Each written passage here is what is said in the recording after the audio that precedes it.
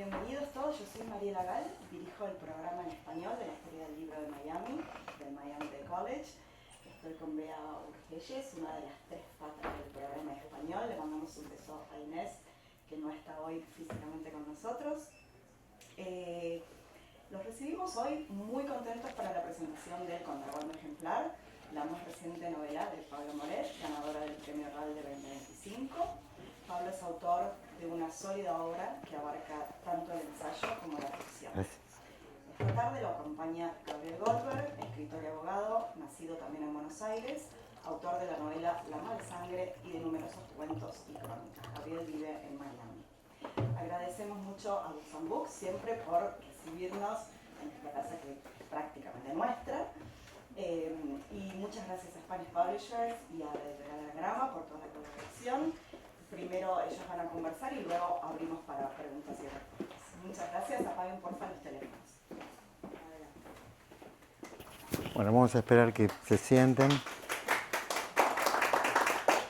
Bueno, hola Pablo, mucho gusto. Felicitaciones por la novela, por el premio que te dieron y gracias por estar acá esta noche. También quiero agradecer a Mariela Gal, ¿sí?, por invitarme a acompañar esta presentación que él organiza la Feria del Libro de Miami, que es una principal actora de la vida cultural y literaria de nuestra cálida ciudad. Bueno, para quienes no lo conozcan a Pablo, nació en Buenos Aires en 1979, estudió filosofía en la Universidad de Buenos Aires, hizo una maestría en la Universidad de Londres y se doctoró en literatura comparada. Fue profesor en la Universidad de Chicago y becario en el Centro de Estudios del Renacimiento Italiano de Harvard en Florencia. Actualmente es profesor de literatura inglesa en la Florida State University, escribe en español, inglés e italiano y vive entre Italia y Estados Unidos. Es autor de 4 libros de ensayo y de 3 novelas, La Migración, La Niña de Oro y la obra que nos convoca esta noche, El Contrabando Ejemplar, que ganó el Premio RAL de Novela en 2025 y que en 2028 se publicará en inglés por Simon & Schuster. Así que muchas felicidades por eso. Bueno, pero ¿no se escucha igual? ¿Tengo que tenerlo? ¿Sí? No se escucha, aquí atrás no se escucha. Bueno, probando 1, 2. Bueno, sin spoilear, diré que El Contrabando Ejemplar reflexiona sobre la memoria, la apropiación literaria, la amistad, la identidad argentina y también sobre los mecanismos de la ficción. Como vos escribís en la novela, tenía en mis manos la épica triste de la Argentina, la gran historia de nuestro eterno retorno a la derrota. Y sin embargo, tu novela no me parece derrotista. Tiene humor, personajes desbordantes y una estructura en la que conviven la historia personal y la historia de un país. Y aquí es donde me gustaría empezar. Contanos qué apareció primero en la idea original, el manuscrito perdido, la investigación del siglo XVII o la relación entre Pablo y Eduardo, que son los protagonistas de la novela. Aclaro para los que no leyeron la novela, Pablo, el narrador de la novela, encuentra un manuscrito inconcluso de su amigo Eduardo, se lo apropia y decide escribir él mismo la novela con la intención de terminarla. Así que... Bueno, gracias por la invitación, gracias por estar aquí hoy, jueves, sí, ok. Entonces menos gracias, un miércoles hubiese sido muchas gracias, pero los jueves son más relajados. La novela trata sobre muchas cosas. Me gusta pensarla como una novela sobre la amistad, una amistad rara porque es una amistad entre dos personas con gran diferencia de edad. El narrador tiene 40 años menos que su amigo Eduardo. Los dos son escritores frustrados, Eduardo ha intentado publicar y no ha podido, y el narrador ha publicado, pero está muy disconforme con cómo le ha ido a sus libros, que es un poco clásico de todos los escritores, ¿no? Nunca nadie está muy contento con cómo le fue. Pero también quería que fuese una novela sobre lo que para mí es la característica más apasionante de la literatura, que es el tema del plagio. Y la idea subterránea, que a veces aparece también de manera explícita en la novela, aunque espero no haber escrito una novela teórica, pero aparece la idea, es que toda la literatura es plagio, porque el lenguaje es una realidad compartida, invariablemente compartida, heredada de generación en generación, y si uno se va para atrás en el tiempo, hasta un pasado muy remoto, porque las lenguas van evolucionando, se van transformando. El español antes fue otra cosa y antes fue otra cosa, es decir, no hay quiebres precisos.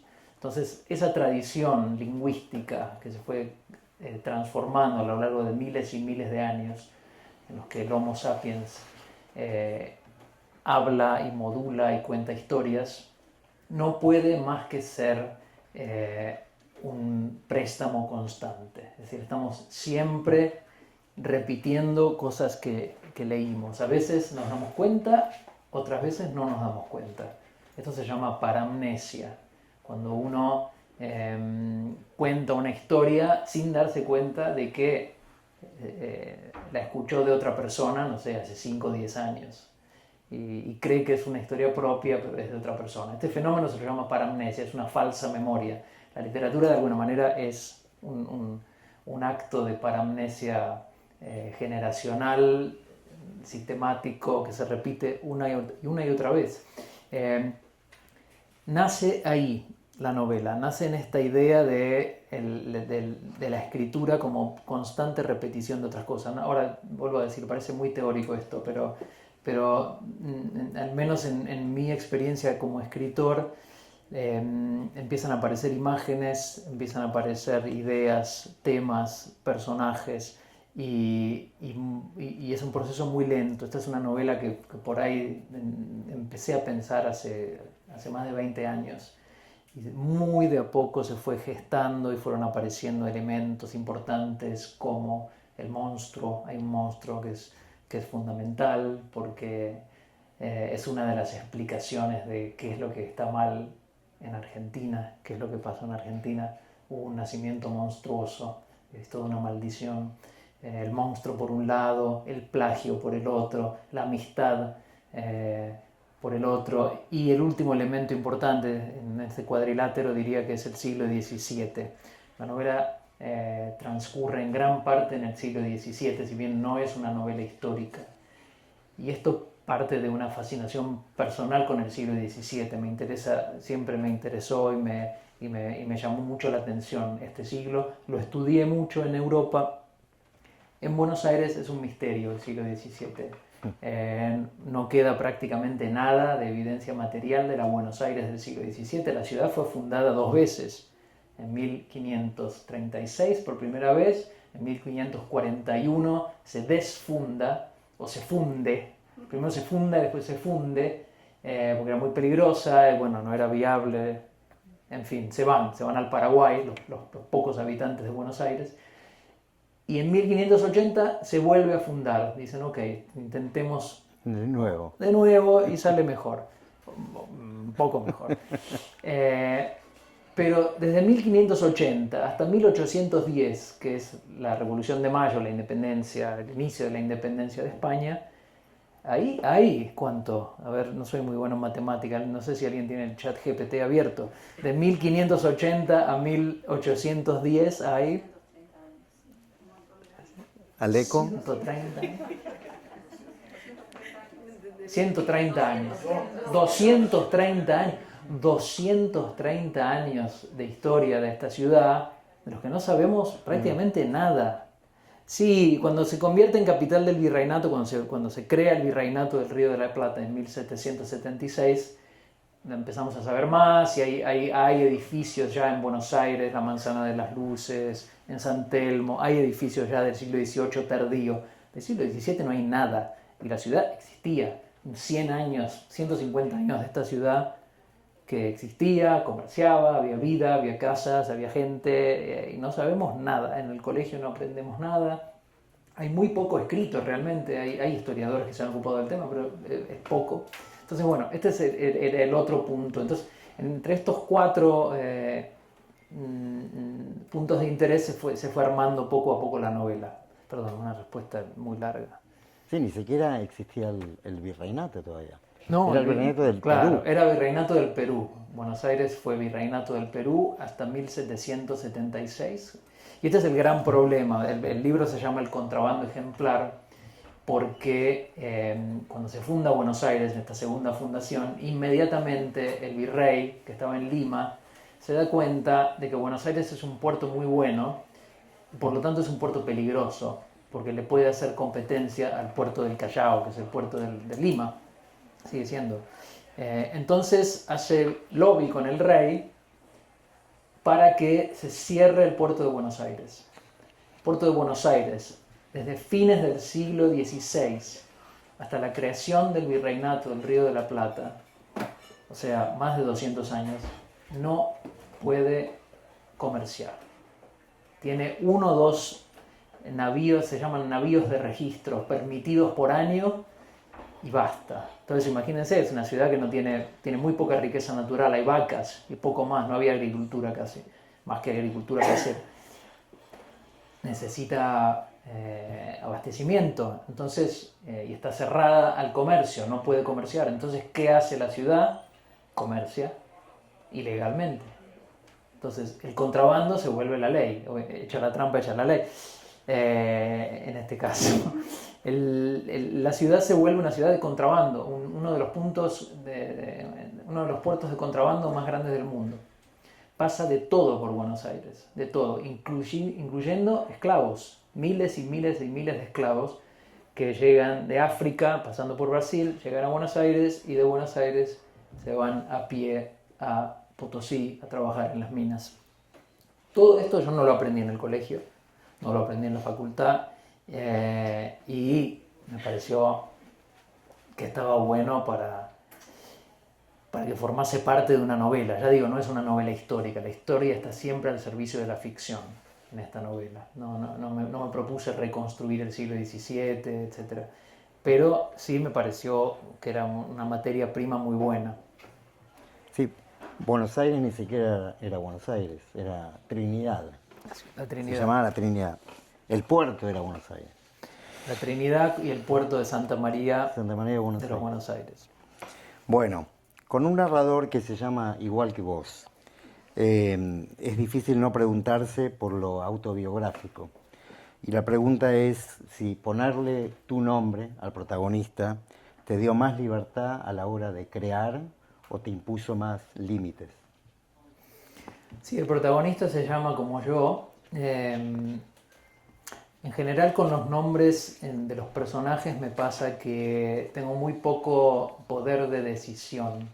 Es decir, que de alguna manera se me revelan los nombres. Y una vez que se me revela el nombre, no le puedo cambiar el nombre. Como a las personas, una persona nace, se le da un nombre, cambiarle el nombre es muy raro, a no ser que la persona misma se cambie el nombre, ¿no? Pero entonces de entrada se llamó así. Y lo llama así en realidad su amigo Eduardo, y lo llama Pablito. Entonces Pablito en realidad el narrador. Y me dio, sí, yo creo que me dio mucha libertad. Sí, yo creo que sí. Que se llamase igual que yo, pero no exactamente igual. ¿Y había un Eduardo también? ¿En la vida real? Sí. Había un Eduardo en la vida real, sí. ¿Era tu tío postizo o no?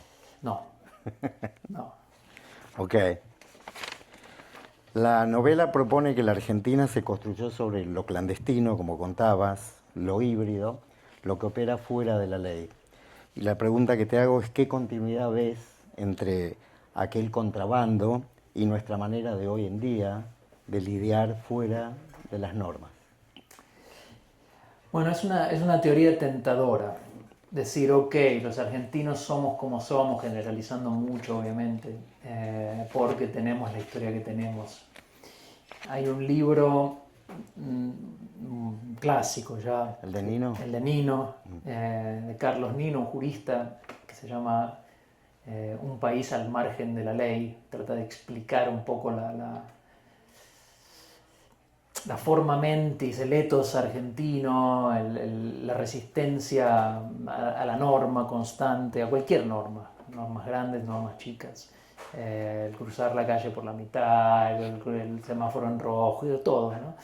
Y hace un estudio con elementos que yo no tengo, es un libro muy bueno y lo recomiendo si les interesa el tema.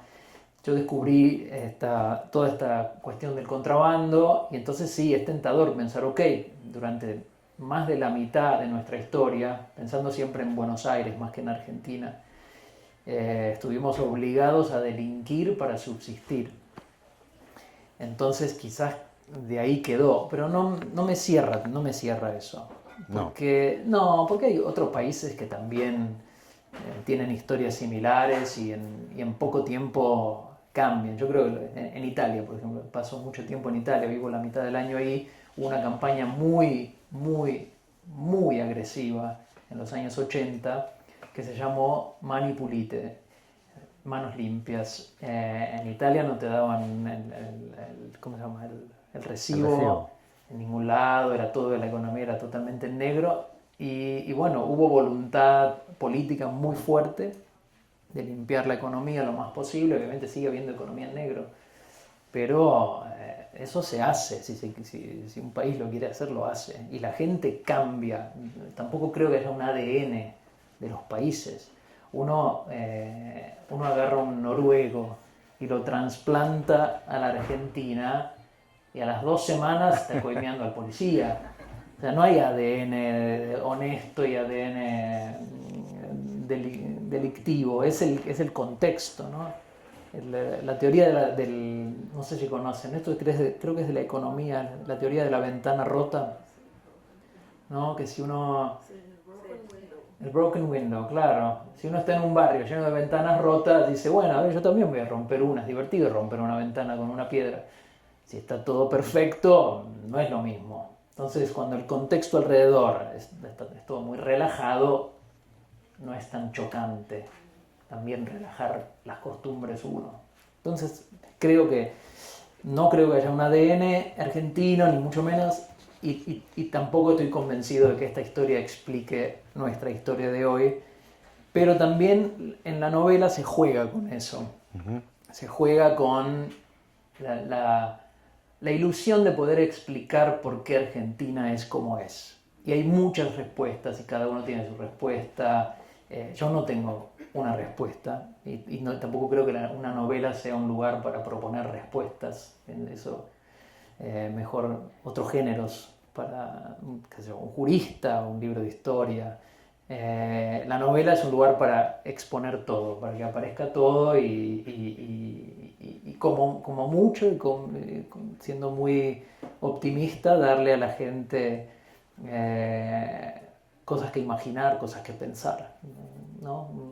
Estimular. Pero en la novela jugás un poco con el mito de que el monstruo Querandí, ¿sí?, que es el monstruo que aparece en la novela, es un poco la explicación de una maldición de por qué la Argentina, que tiene que ver con la próxima pregunta, se jodió para siempre. Pero después, por otro lado, es como una especie de planteo político que Eduardo dice desde el 45 y vos decís desde el 55. Que bueno, quién sabe, puedes contar un poco.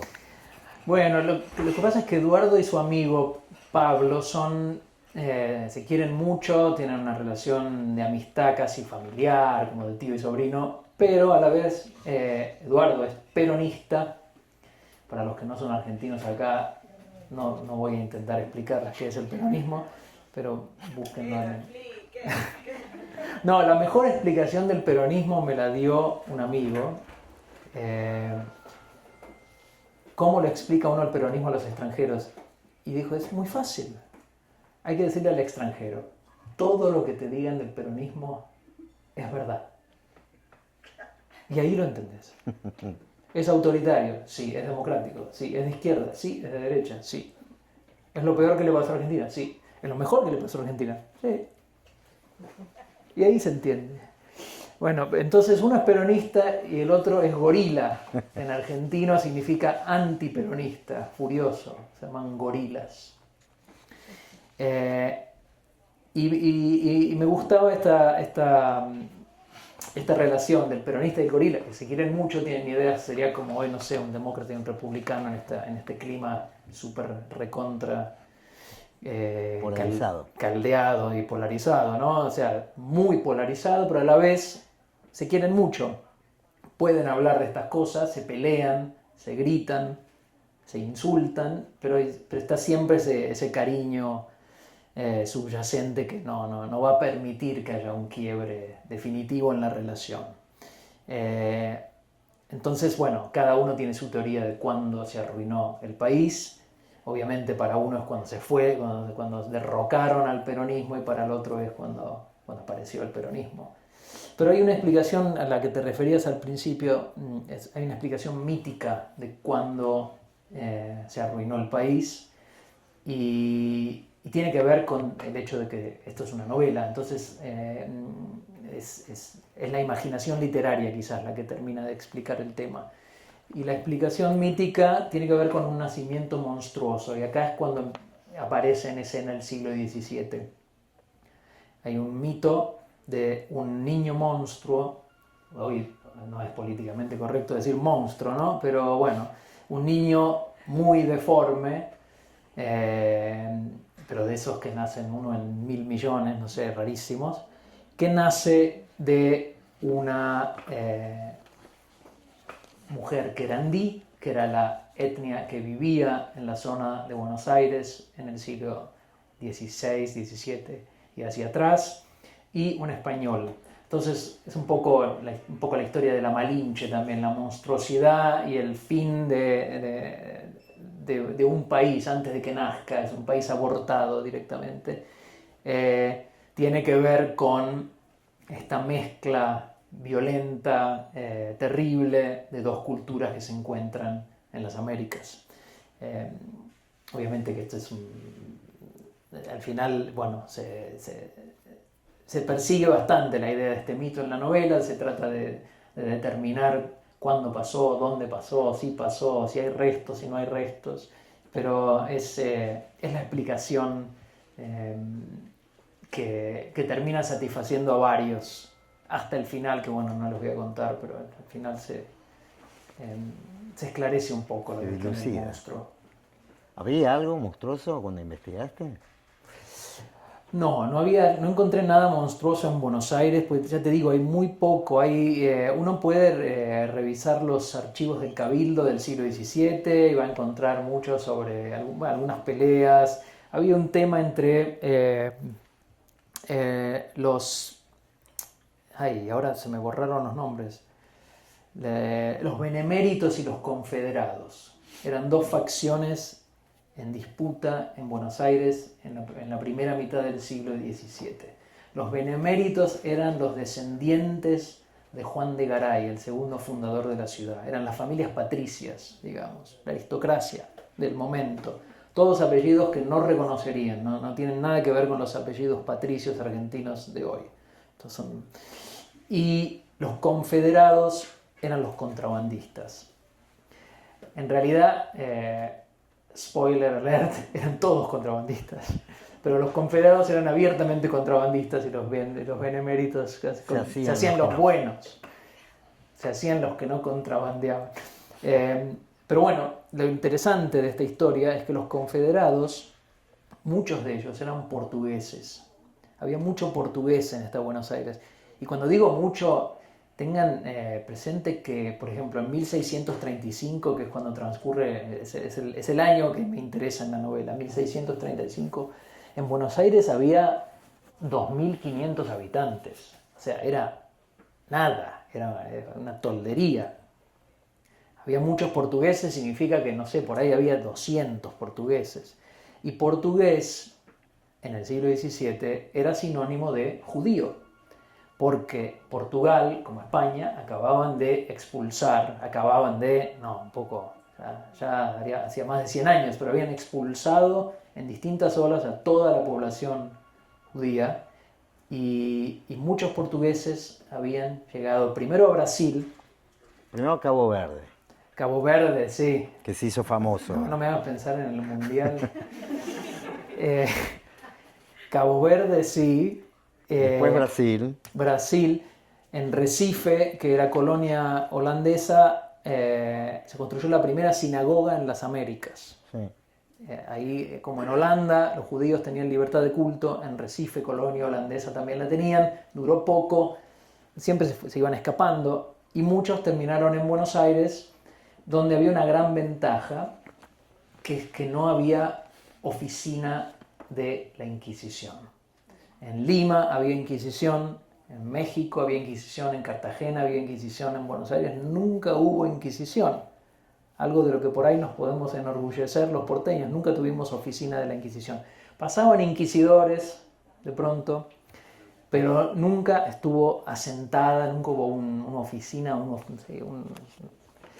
una sede de la Inquisición. Y los beneméritos, en su pelea con los confederados, intentaban por todos los medios de convencer al rey de España de que abriese una sede de la Inquisición en Buenos Aires, porque sabía que iba a perseguir, condenar, matar, hacer autos de fe contra muchos de los confederados que eran portugueses, ergo criptojudíos. Obviamente no podían practicar su religión abiertamente, pero muchos de ellos. Y hay un personaje de la novela que es un criptojudío, es un marrano. Él sigue practicando el judaísmo a escondidas y se presenta con otro nombre, con un alias, como era muy común, como un cristiano. Un médico que era experto en contrabando. Exacto, es un médico contrabandista muy respetado. Que Era parte del juego. Parte del juego. Eran todos parte del juego. Bueno, la otra pregunta es, de vuelta, la pregunta que vos planteás en la novela, ¿cómo es que se jodió la Argentina? Obviamente nos remite a la novela de Vargas Llosa, Conversación en la Catedral, y te quería preguntar qué otros autores latinoamericanos te influenciaron y te acompañaron en la escritura de tu novela. Sí, bueno, esta es la gran pregunta de Conversación en la Catedral. Creo que todo lo que, volviendo al tema del plagio, todo lo que uno lee de alguna manera o de otra queda. Y incluso libros que no nos gustan mucho, que por ahí pensamos que no nos enganchan, siempre algo queda. Y cuando uno escribe se da cuenta de que empiezan a salir cosas que uno leyó incluso hace mucho tiempo. Yo Conversación en la Catedral lo leí hace muchos años. Nunca lo releí y me acuerdo de 2 o 3 cosas. ¿Vieron cómo pasa con los libros? Uno raramente se acuerda de muchas cosas de un libro cuando han pasado ya muchos años. Se acuerda de alguna sensación, se acuerda de algunos personajes, se acuerda quizás de parte de la trama, pero lo más lindo que nos queda son ciertas sensaciones. De tu Conversación en la Catedral me había quedado 2 o 3 cosas, entre ellas esta pregunta, y estaba convencido de que el libro empezaba con esta pregunta. Después, Empieza con la pregunta. Sí, pero creo que es la segunda oración. Sí, Yo pensaba que empezaba directamente. ¿Cuándo se jodió el Perú? No empieza así. Es la segunda oración. Y por eso te diría que todo lo que leí y disfruté y digerí de alguna manera sale acá, porque es una novela sobre el plagio de verdad. Y están todos los autores y todos los libros y todos los momentos literarios que afloraron cuando escribía, aparecen ahí, la mayoría de las veces con referencias, con guiños, o sea, sin la idea de engañar al lector, sino de hacerle un guiño al lector que conoce el texto, y el lector que no lo conoce, bueno, ese lector se le pasa ese guiño, y también siempre cuidándome de que no fuesen autores publicados muy recientemente. No, hay 2 tipos de plagio, me parece. Uno es el plagio malicioso para engañar al lector. Tengo pereza, no quiero escribir, entonces voy a tomar este libro entero o esta parte entera de este libro y lo voy a presentar como mío. Y el otro es el plagio natural, que es el que cometen absolutamente todos los autores, porque, como decía antes, al escribir uno está regurgitando, le guste o no. O sea, sería muy soberbio pensar que estás creando algo de la nada, ¿no? Nadie crea de la nada, todos estamos parados sobre, como se dice, ¿no? Los hombros de... Sí. ¿Cómo era? ¿De gigantes o de enanos? Justo tengo una pregunta sobre eso. ¿Sobre ¿Sí? enanos? No, sobre, de vuelta al plagio Sí. y la apropiación, que es como una poética, la manera que aparecen en tu novela. Y como charlábamos hace un rato sobre la inteligencia artificial, que también se alimenta de billones de textos, ¿sí?, para producir otros textos. Entonces te quería preguntar si tu novela celebra esa concepción borgiana de la literatura, donde él decía, lo mejor que pueden hacer es copiarme, que su esposa no estaba muy contenta. No. Pero, o venís como a ponerla en crisis. No, me parece una... La obsesión con el autor y con la autoría y con los derechos de autor tiene sentido, y todos los que somos autores y cobramos derechos de autor, obviamente nos importa, y porque en general a los escritores lo que más les gustaría, el sueño de cualquier escritor es tener siempre más tiempo para escribir, y la mejor manera para lograr eso es o ser rico de familia o vivir de lo que uno escribe, que es muy difícil. Es muy difícil ser rico de familia, a no ser que uno nazca en una familia rica, y es muy difícil vivir de lo que uno escribe. Entonces el derecho de autor es importante porque le permite a uno cobrar las regalías, que en general son muy pocas. Pero hay algo de absurdo en considerar que algo que uno escribió basado, como decía antes, en cientos y miles de personas que escribieron antes, es mío, esto es mío, esta idea es mía. ¿Qué significa que esta idea es mía, que esta frase es mía? Primero que no lo sé, por ahí alguien más tuvo esa frase, dijo la misma frase, el lenguaje es bastante limitado, ¿no? Entonces, por un lado, celebro que me paguen derechos de autor y me parece bien, y por el otro, no me deja de parecer bastante ridículo la obsesión con la creación de la nada, con la figura del autor, que ya digo, es bastante reciente y sucede cuando nace el mercado editorial como tal. Antes no existía la idea en la Grecia antigua, cuando un Sófocles escribe una tragedia, no cobra regalías, no existe la idea de que... La idea es que hay un mito y los poetas lo van trabajando y retrabajando y reelaborando, pero nadie es autor de nada. Somos vehículos del lenguaje. En ese sentido los griegos me parece que lo entendían mucho mejor, con la idea de la musa. El poeta es un vehículo de algo que lo traspasa y que lo atraviesa, que es el lenguaje.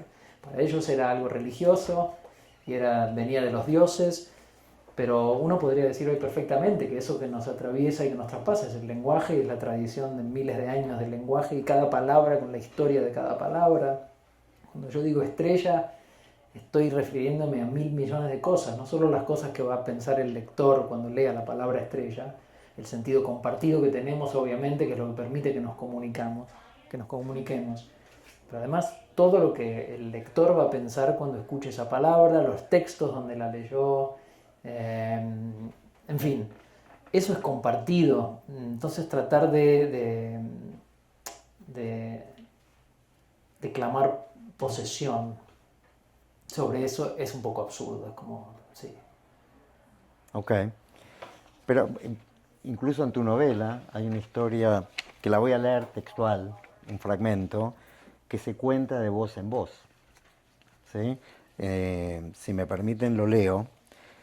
Algunos nombres que sobrevivieron a las aguas de Torrelodones me hacen pensar que el cuento que Eduardo escuchó de su tía chiquita, a quien se lo había contado Rosario Carrizo, que lo había oído de Vicente Pasos Canqui y del lenguaraz araucano, que había conocido personalmente a la nieta del brujo, el cuento que explica la maldición eterna de nuestro país y que Eduardo me contó aquella noche en Alpacorral, cuando yo tenía 6 años y estaba en penitencia por haber matado un pollito. Ese cuento era el centro neurálgico del contrabando ejemplar. Entonces, este cuento que te llega al Pablo protagonista pasa después de una serie infinita de narradores anteriores. Es una historia entonces que se transmitió de voz en voz y que presumiblemente en cada transmisión se fue modificando. Y termina siendo ni más ni menos que el centro neurálgico del manuscrito robado, pero también de la novela que estamos presentando esta noche. Mi pregunta entonces es si el libro que escribiste es como un eslabón más de la cadena y es como tu propia reversión, ¿sí?, de una historia que fue contada varias veces. Sí, exactamente. Es la versión novelada de esa historia.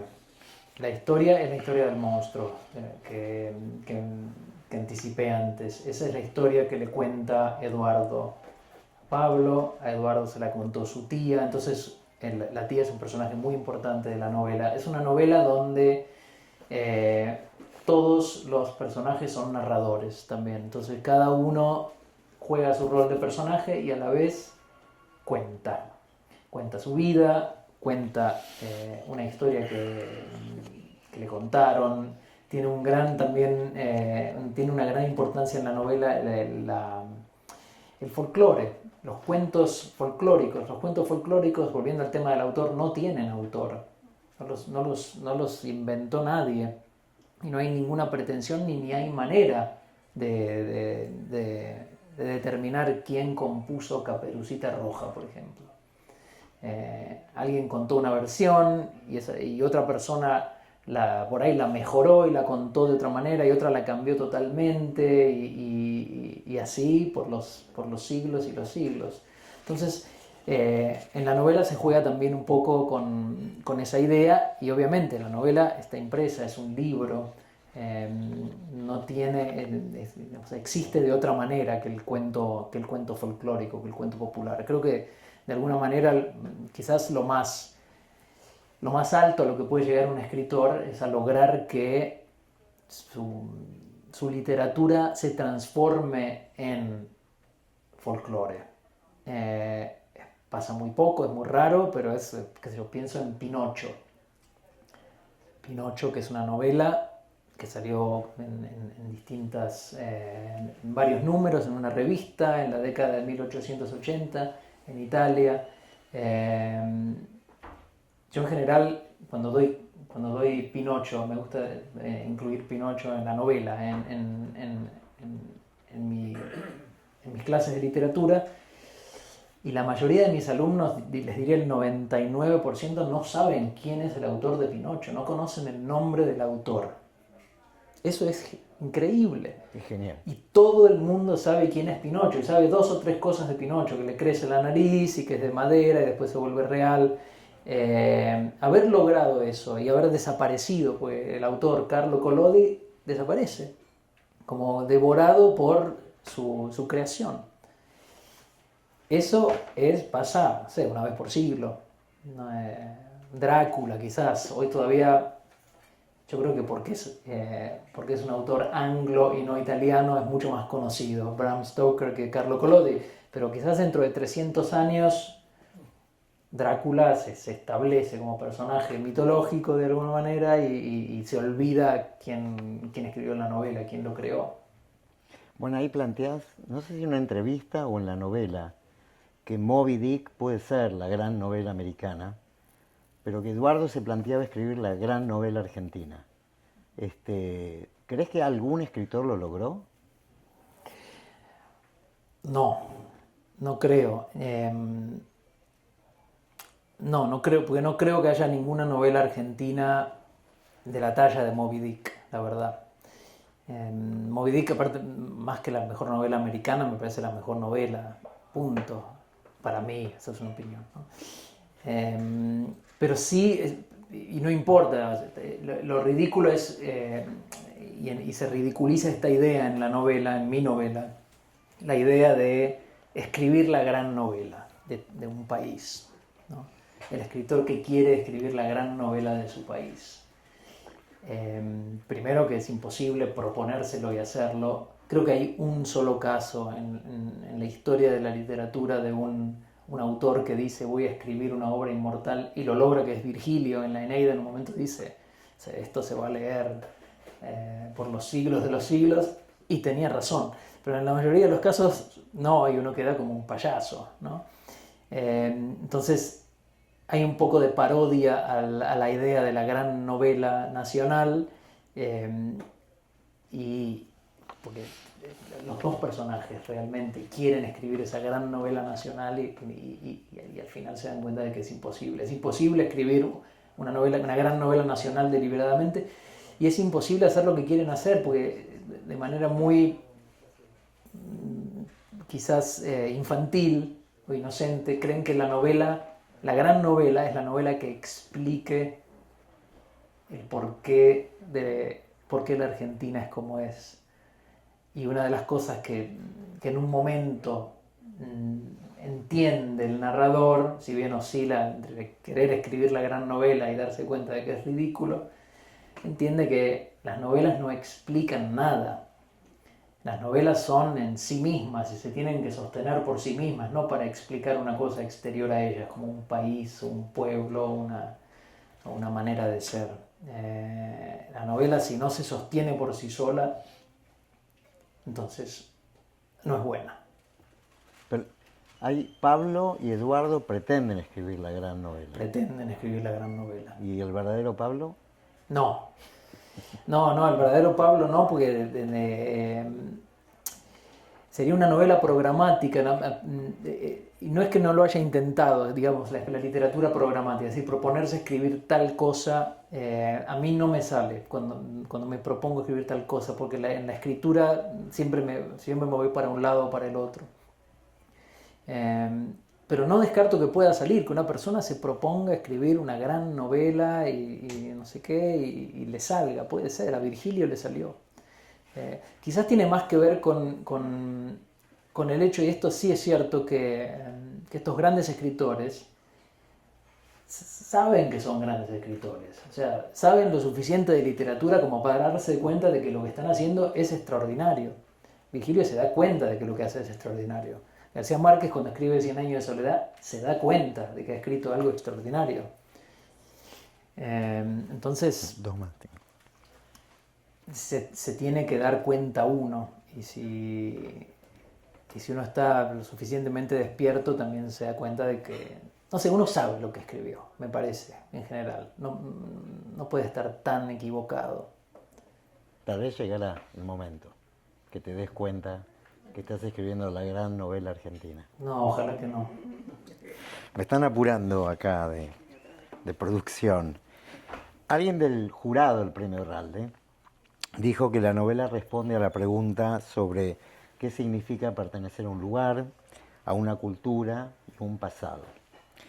¿Qué significa para vos pertenecer a la Argentina viviendo y escribiendo desde afuera?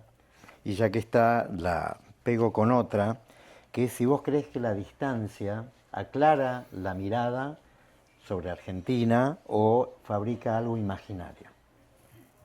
Creo que vivís hace 26 años afuera de Argentina. Hace 22 años. Perdón. Sí. No sé si aclara la mirada. Bueno, vos también tendrás tu respuesta a esta pregunta, y supongo que muchos que están aquí también son exiliados, voluntarios o no.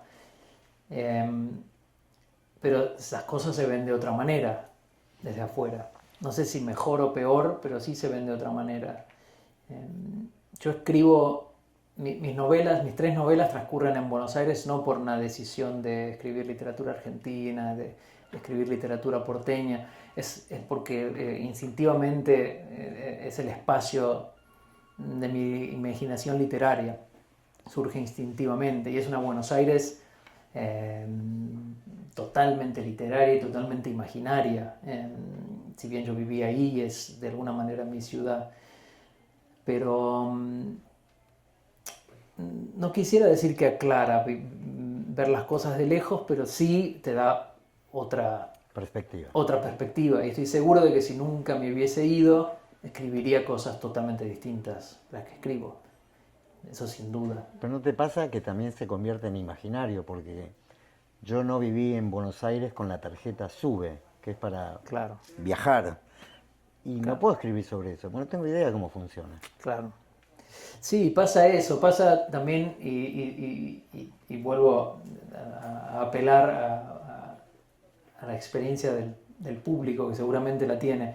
A mí lo que me pasa es que cada año porque vuelvo mucho a Buenos Aires, nunca dejé de ir, todos los años voy. Cada año me siento un poquito más extranjero y a la vez es siempre el lugar más familiar, es un lugar como entrañable, en ciertos barrios de Buenos Aires. Obviamente la ciudad es enorme, pero en ciertos barrios tengo recuerdos en cada esquina y en cada zaguán y en cada plaza. Eso no me pasa en muchos otros lugares de los que viví. Entonces es una disonancia muy rara, es como un poco inquietante incluso, porque es muy familiar y a la vez con cada año que pasa un poco más raro. Incluso la manera de hablar de la gente va cambiando y uno empieza a notar palabras nuevas, la tarjeta sube. Bueno, tengo que terminar. No, Hago una más, pregunta. la última. Ok. Si Eduardo estuviera hoy acá, sentado entre nosotros, y hubiera terminado de leer El contrabando ejemplar, como lo escribiste vos, ¿qué crítica crees que te haría? Wow.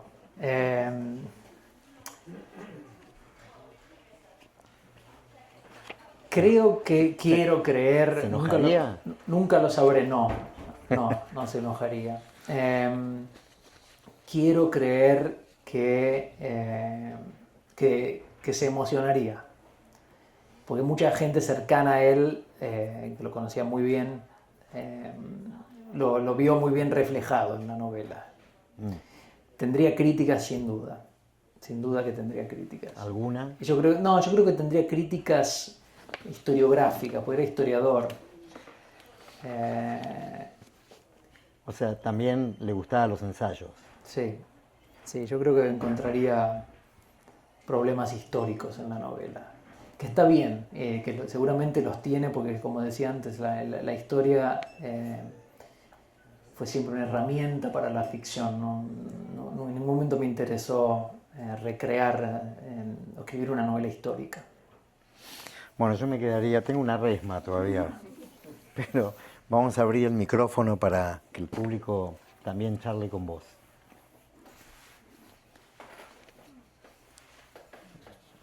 Acá. Tengo una serie de preguntas, pero vamos como podamos. Comenzaste describiendo tu descreimiento en la autoría como circuito cerrado del lenguaje, sobre todo en las obras literarias, con la palabra plagio, que suele por supuesto conllevar una resonancia negativa, ¿cierto? Y me preguntaba si estabas hablando o equiparando el término plagio con una intertextualidad deliberada o inconsciente. Me preguntaba si estás equiparándolos como sinónimos o estás proponiendo el plagio como una versión subalterna, una versión apenas de la necesaria intertextualidad basal de lo que es el tránsito de las palabras universalmente. Sí, me parece que es una buena manera de pensarlo, como una intertextualidad ineludible, que cuando uno escribe está participando del lenguaje, está utilizando el lenguaje como herramienta, pero no es suya la herramienta, es una herramienta compartida. Por algo es tan difícil, imposible diría, legislar cómo habla la gente. Se ha intentado en algunas dictaduras, en la España de Franco, que no se podía hablar catalán y no se podía hablar, en la Italia de Mussolini, había que usar ciertas palabras sí, ciertas no, y por ahí en las oficinas la gente lo hacía, pero en su casa hablaba como quería. No hay manera de obligar a la gente a hablar de una manera o de otra. el lenguaje es realmente un terreno de total y absoluta libertad, siempre. Esto significa que es esencialmente compartido. Entonces, por eso cuando uno escribe, todo lo que está diciendo viene de algún lugar, ya se dijo de alguna manera o de otra. El uso de la palabra plagio es un poco provocador, ¿no? Porque es un delito, de hecho. No sé si es un delito, no sé si uno va preso por plagiar, pero sin duda se mete en grandes problemas si plagia un libro o cualquier cosa. No sé si se copia una vez, le pueden hacer un juicio, etc. Entonces sí, digamos la manera más elegante de llamarlo sería una intertextualidad estructural en la literatura, en la escritura y en el habla. ¿Puedo hacer una segunda pregunta? Sí, claro. Me da la impresión de que tu novela, sin haberla leído, ya la compré igual, la vamos a leer, pero propone como pregunta, creo que finalmente hace el buen arte proponer preguntas y que la conteste el lector esa pregunta, pero me pregunto si la otredad es un tema de la novela. Hablábamos del Mons Roquerandí, también de los portugueses judíos, Buenos Aires como puerto de encuentro, de idas y de partidas y de llegadas. Me pregunto si esta intersubjetividad basal también de esa zona, que propone con color local seguramente la novela, piensa en la intersubjetividad como un fenómeno fallido o exitoso en el ámbito de ese rincón del mundo. Bueno, sí, si uno ve los personajes, sobre todo en la Buenos Aires del siglo XVII, los personajes de la novela, hay un africano que llegó como esclavo, que termina siendo emancipado, hay un judío marrano y hay un italiano, que en la mitología de la novela es el primer italiano que llega al Río de la Plata. Y después están pero esos son los tres principales, o sea que ninguno es nacido en Buenos Aires, o sea, todos tienen otredades de distintas maneras, ¿no? Y uno incluso tiene una doble vida. El italiano también tiene doble vida, porque esto es interesante. En toda la época del contrabando ejemplar, no estaba permitido que viajaran a Buenos Aires extranjeros. O sea, solo españoles podían viajar a Buenos Aires. Tipo, no sé, era una especie de Corea del Norte. Entonces el italiano se tiene que hacer pasar por español para llegar a Buenos Aires. Si es en la novela creo, en el sentido de que tienen una relación muy, muy buena estos tres personajes, logran una cercanía, una amistad, ¿sí? La amistad es como uno de los grandes temas de la novela. Es exitoso en ese sentido el experimento. Si a largo plazo fue exitoso el experimento del melting pot en Argentina, no sé, yo tiendo a pensar que los melting pots son buenos y que incluso a nivel genético se mejora la especie cuando se mezcla, pero no me atrevería a ir tanto más lejos que eso. Y por último, luego de que entiendo que tu novela dialoga de algún modo, quieranlo o no, con la novela de Vargas Llosa, me pregunto si debo suponer que también hay un diálogo con la misteriosa Buenos Aires de Manuel Mujica Lainez, porque justamente es un volumen que tiene algunas escenas de esa Buenos Aires sobre la cual no hay tanto material histórico. Sí, de hecho, cuando estaba leyendo para escribir la novela, fue una de las pocas cosas que encontré literarias sobre la Buenos Aires del siglo XVII es... Manuccio. Sí, es un cuento, o quizás son dos cuentos del principio de Misteriosa Buenos Aires, sí, porque va cronológicamente el libro, ambientados en esa época. Si te diría que me impactaron o que me dejaron algo, te mentiría. Los leí porque era lo único que había, pero no no me dieron lo que estaba buscando, quizás. Uno también, cuando lee, está buscando siempre algo, al menos en mi caso, quizás es defecto profesional porque también soy profesor, pero leo y busco. Es un problema, es mejor leer y dejarse sorprender. Yo leo buscando cosas y no fue un grato encuentro con Mujica Lainez ahí, como que me decepcionó lo que encontré. Pero bueno, eso es un clásico que dice la gente, no va al cine y no le gusta la película y dice, me esperaba otra cosa. Bueno, el problema es tuyo, no es de la película, no si te esperabas otra cosa. El problema es mío con Mujica Lainez, por ahí lo vuelvo a leer en otro momento y no sé, descubro con otras cosas en la cabeza y lo redescubro. Pero sí, es una escala obligada. ¿Alguien más? ¿Liz? Investigando y después escribiendo de Argentina del siglo XVII, ¿cambió tu perspectiva de Argentina o qué te dejó hacer eso sobre Argentina? Bueno, aprendí muchas cosas leyendo para escribir la novela.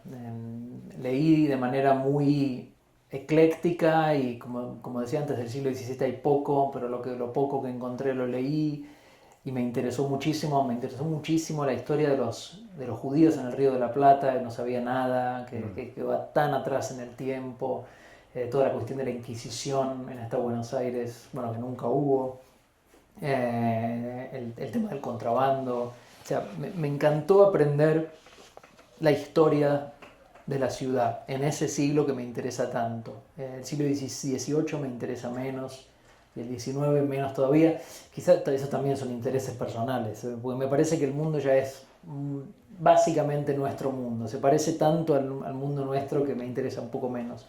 En cambio, el XVII es un mundo más raro, como estamos ahí entre el periodo premoderno y el periodo moderno. La gente todavía cree en la brujería, en la magia, y se mezcla todo, la ciencia está recién naciendo. Pero eso fue iluminador, conocer esa historia que, como no sé, es un agujero negro para quien no haya estudiado historia, y en particular historia colonial, y en particular no sé, si uno pregunta en general a un argentino, decime un nombre relevante del siglo XVII, la mayoría probablemente no puede decir ninguno. De un político, un gobernador de Buenos Aires, un cabildante, ¿no? Hernandarias, por ahí, el más conocido. Y supongo que de los marranos en pre-Río de la Plata no sé si hay algo escrito. Eso me pareció interesante a mí. En Europa, los marranos en Europa. No, en Argentina. Ah, sí, hay un par de libros libros publicados en los años 40, 50, nunca reeditados, sobre el tema de los portugueses en el Río de la Plata. Hay, sí. Ahora me voy a acordar el nombre del autor, o no, pero conseguí uno de esos libros y lo conseguí en libro y el otro lo encontré por internet. Bueno, si después tenés el nombre, Vladislao se llama. podés compartirlo. Vladislao. Bueno, ya me voy a acordar. Son cosas que pasan. Vas a ver más adelante. No te vas a O acordar. Ladislao, bueno, debe ser el mismo nombre. ¿Alguien quiere preguntar algo más? ¿No? Bueno, yo tengo una más. ¿Sentís que después de esta novela se cerró una etapa o empezó una nueva? Y si nos querés contar en qué estás trabajando ahora. Sí, se cerró una etapa. No sé si volvería a escribir una novela en primera persona, por ejemplo. ¿Por? No sé, porque creo que se agotó ahí la primera persona. Y ahora, últimamente estoy escribiendo cuentos, que en realidad es lo primero que escribí. Cuando empecé a escribir, escribía cuentos y después abandoné durante muchos años. Y ahora, quizás porque escribí una novela larga, para mí larga, no sé, me siento más... Es como una manera de también de alejarme de la novela. Estuve mucho en ese mundo, muchos años en el mundo de esta novela. Y cuando se publica, al menos para mí, cuando se publica un libro es como una muerte, hay como un duelo. Se terminó, ¿no? Yo no lo puedo abrir y disfrutar. En el proceso de escritura y de edición lo disfruto mucho, soy muy feliz en el libro. Y en el momento en que se publica, ya no. Lo abro y leo una página que me hacía feliz antes y ya no me hace nada. Entonces no tiene ni sentido tenerlo en mi casa. El libro es como es un no libro, ya no existe. Se murió. Salió de vos. Sí. Tiene vida propia. Bueno, muchas gracias, Pablo. De nada, por tu gracias. tiempo. ¿Me puedo servir agua?